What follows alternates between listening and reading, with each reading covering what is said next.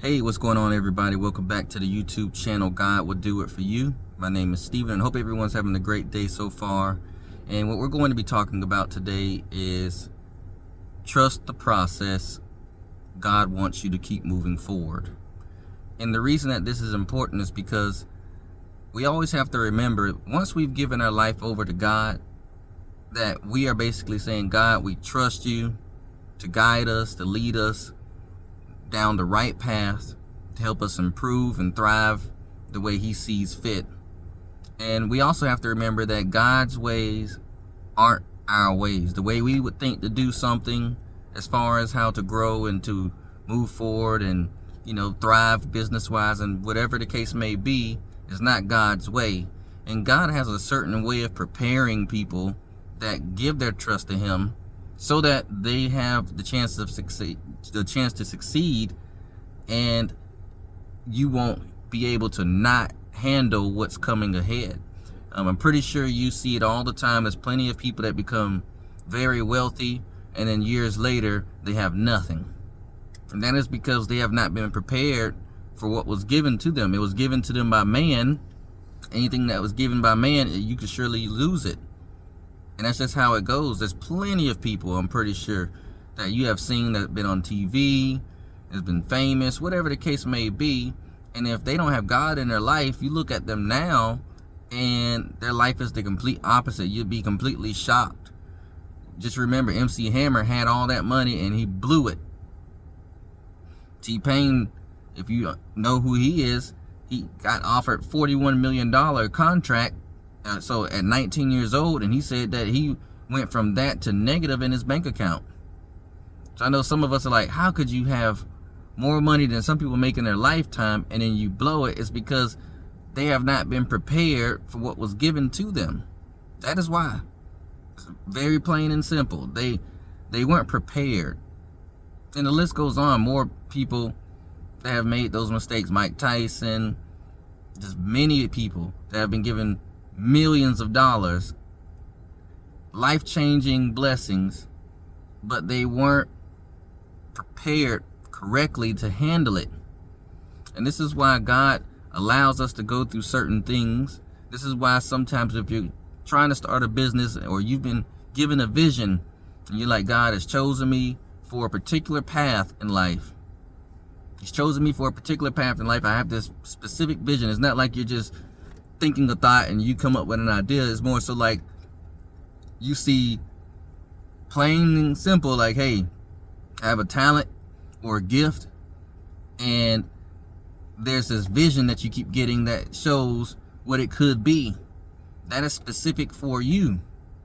God has given you something. He's chosen you to perform a specific task because it's going to do something bigger than what you expect.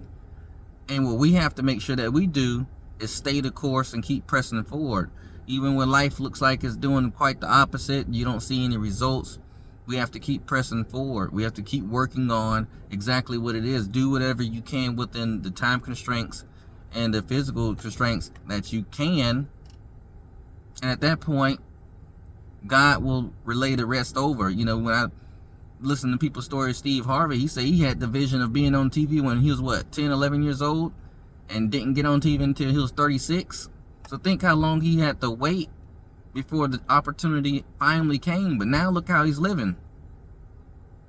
30 years later, actually 28 years, I think he's 64, whatever the case may be. But almost 30 years later, he's living very great. Opportunities abound. He's able to do more than what he ever thought he could.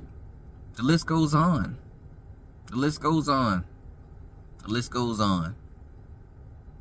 What we always have to remember is that anytime, and including myself, that's why I say we, anytime we get into that doubted mindset of like,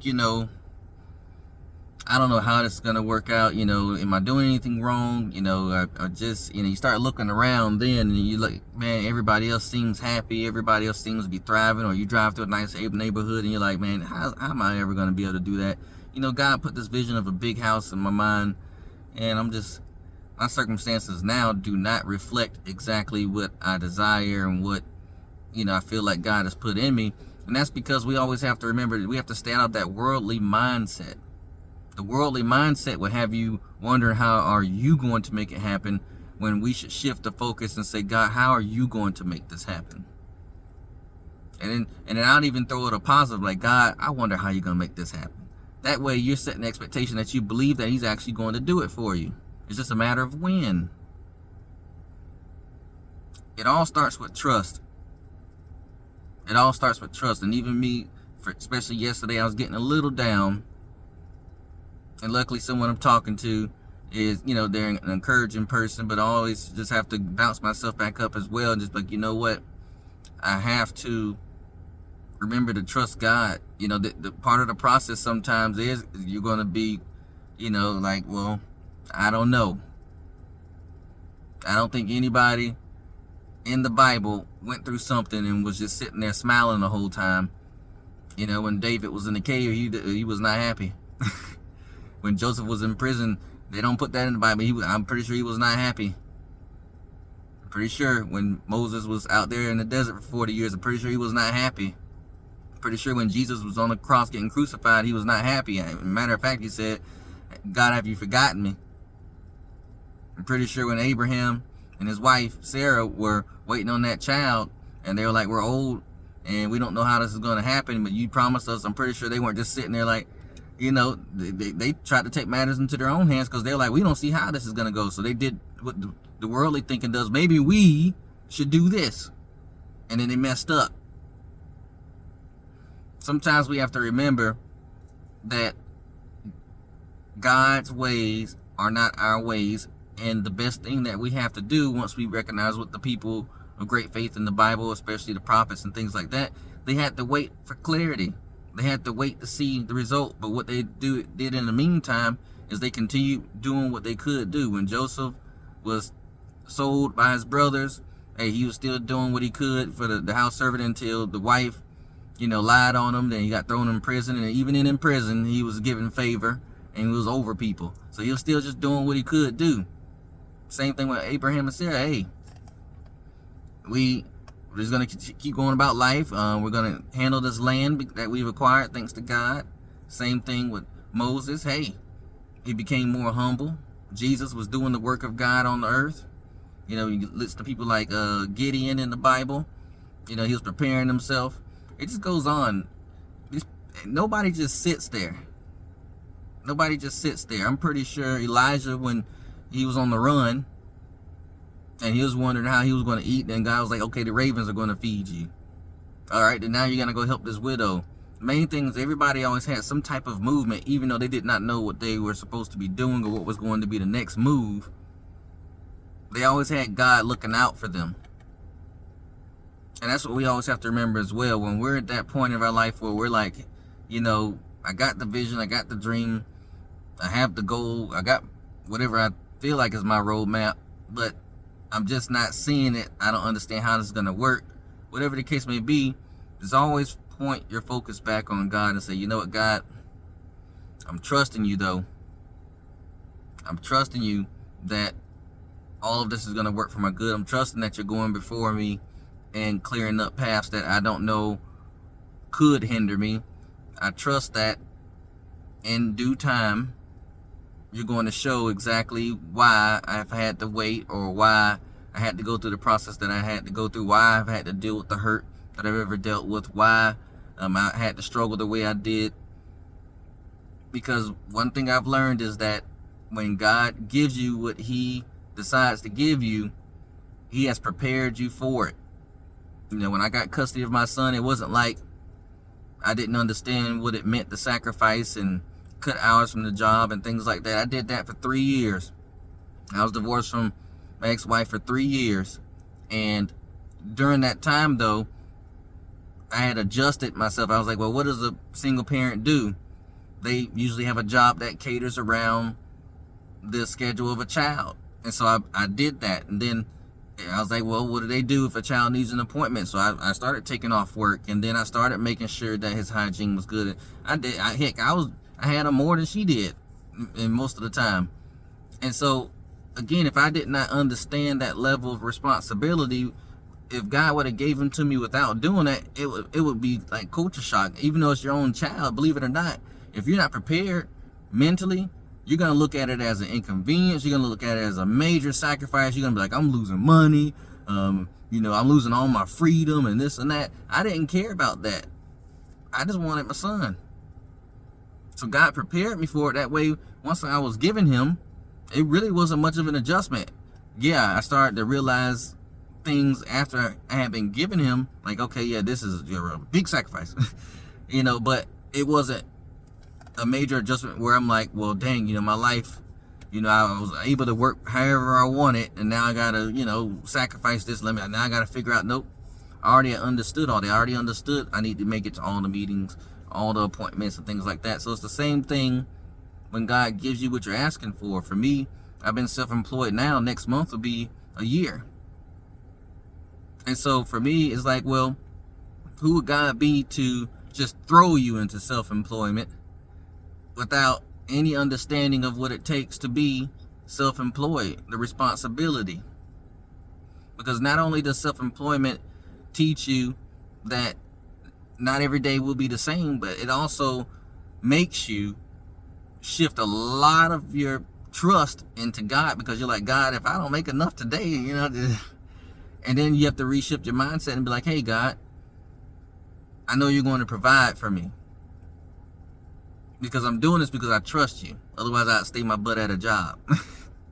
Like, I would not do it. You just be like, it's too risky. I'd rather get fed and not take the chance and pursue my dream. And again, this is not against anybody that has a job that is their passion.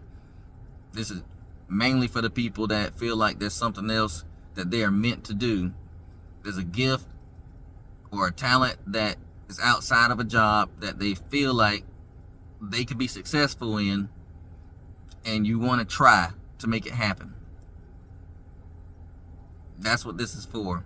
Because if God's got you in a particular career field and you love it and you're thriving in it, then trust me, you're going to go up to as high as you need to go. And he's going to make sure of that. But he's also going to make sure that you're prepared. And so we have to remember that in due time, we will understand why we had to go through what we went through. Because, my son doesn't know it, but it kind of hurts me a little bit when he's like, Dad, you having to do what you do, I want you to get a regular job and this and that. And, I'm just like, he doesn't understand that I'm doing what I do because I'm trying to show him that it's okay to do what you love to do, but it's going to require sacrifice. You're going to have to take some ridicule. You're going to have to, go through the emotion of, I don't know when this is going to happen. I don't know how. I don't know. But if it's successful, it's going to benefit him so greatly. And anybody in an environment as well that has a child that feels like they got to give up on what they love to do because they have a child.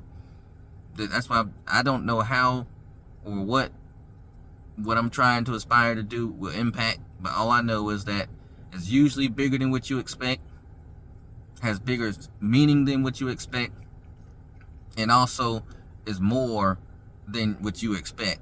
Because when it comes, then you're like, holy crap. But again, for me, it'll just be an adjustment. I'm used to getting up at 5 in the morning, 7 days a week.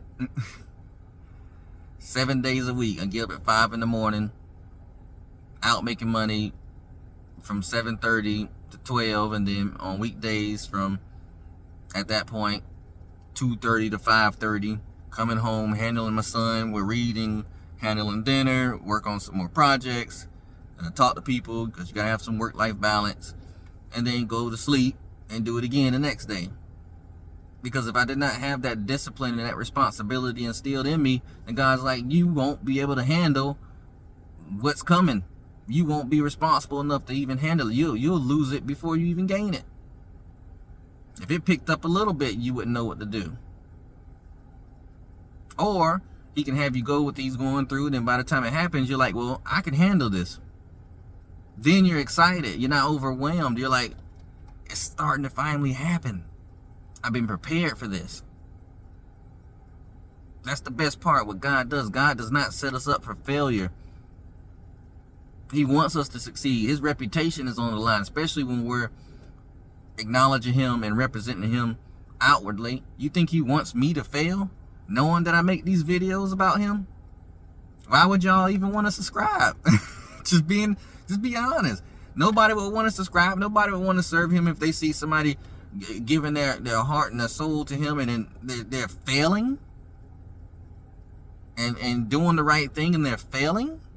Oh no, that's just not how God works. God wants us to succeed, but he's going to put us through some things just to make sure that our faith is where it needs to be. Because the more you start to level up spiritually, and also if he decides to give you more money or whatever the case may be, provision wise, just know that your faith has to be increased even more.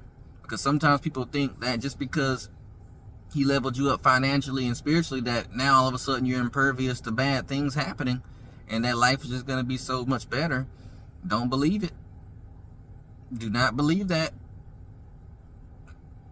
And the people that always get exposed, you might see them online on your Facebook or whatever, like, you know, life is going good, so they're like, thank God, thank God, thank God. Then something goes bad, you don't hear God nowhere in those posts. Nowhere. Just understand, we all have to keep pressing forward, trusting God, and just go through the process. And we will see the outcome and how and why it went the way it went. And hopefully we'll be able to smile at the end of the day. We'll be able to say, you know what? It was all worth it. So I hope this video's been a blessing. If you feel led to like, share, subscribe, definitely do so. Be a part of the channel. This is no, hey, be a part of this and you get this type of thing. This is me sharing my life with you, so that as you're going through what you're going through, at least you know somebody's willing to share the process, the beginning process, because as it continues, you will know exactly what's going on. A lot of people make their channels and you're hearing the end result and they're like, you know, God this, God that, God this, God that, but they're not telling you the real information that you really need to know, because it's not always smiling and this and that. You go through it, but if you get there, then it's worth it. Because think of the process Jesus went through for us. The end process when he was getting crucified, that's the end of the process. The end result was he came back to life and he showed everybody who he really was and blew everybody's mind. So just trust God, trust the process, keep moving forward, and until next time.